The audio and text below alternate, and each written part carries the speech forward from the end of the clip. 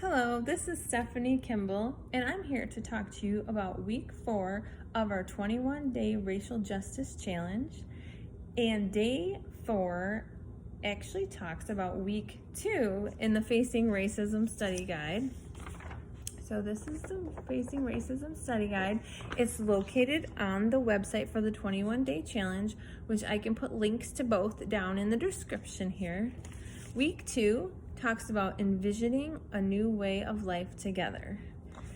So as we strive to create a world that more closely reflects God's love of justice and diversity, it can be helpful to have a shared image to evoke our common hope. Two such images are beloved community and new creation. So first, beloved community, there's a couple of Bible verses here you can read about that. But beloved community came about, you probably heard about it in the Martin Luther King movement. He popularized the term during the civil rights movement. Dr. King used agape love, the type of love revealed in the death of Jesus Christ on the cross. It is the core of the beloved community, and it is love directed towards your neighbor.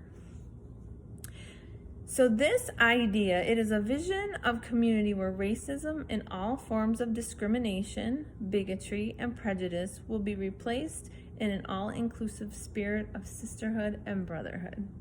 Doesn't that sound amazing? And here's a couple questions to maybe think about this and write some things down. Is the term beloved community familiar to you? If so, who taught you this phrase?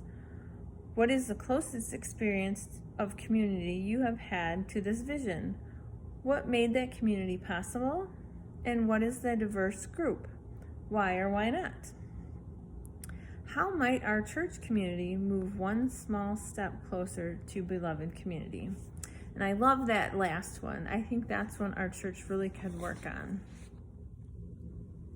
Another way to imagine a new way of life together is to envision the new creation, also called the kingdom of God. Letty Russell, a 20th century Presbyterian theologian, begins with an end-of-time vision of what God intends for the fulfillment of creation. We see something of what God intends for us in the biblical accounts of God's love for us. Looking back to what God has done, particularly in Jesus, we see what the future ought to look like. So this vision of the new creation gives us guidance and courage to act for justice here and now.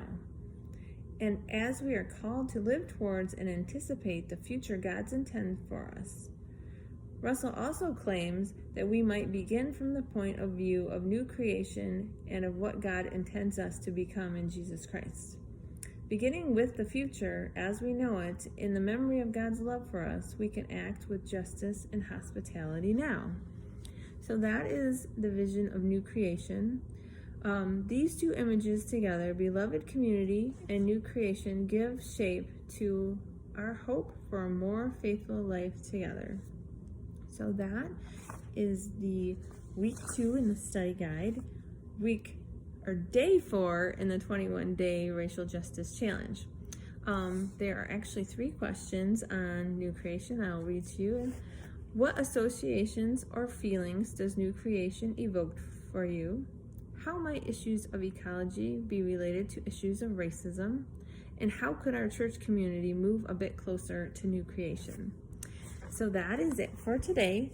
We will be meeting back after all 21 days to discuss the issues on September 24th. And I know I said it was at 3 o'clock, but after I thought about it, I think it might be a little bit later on this one. So once we get closer to that date, I will tell you the exact time on when we're going to do the Zoom call, and we're going to discuss all 21 days of the Racial Justice Challenge. So thanks for listening and have a great day. See you later.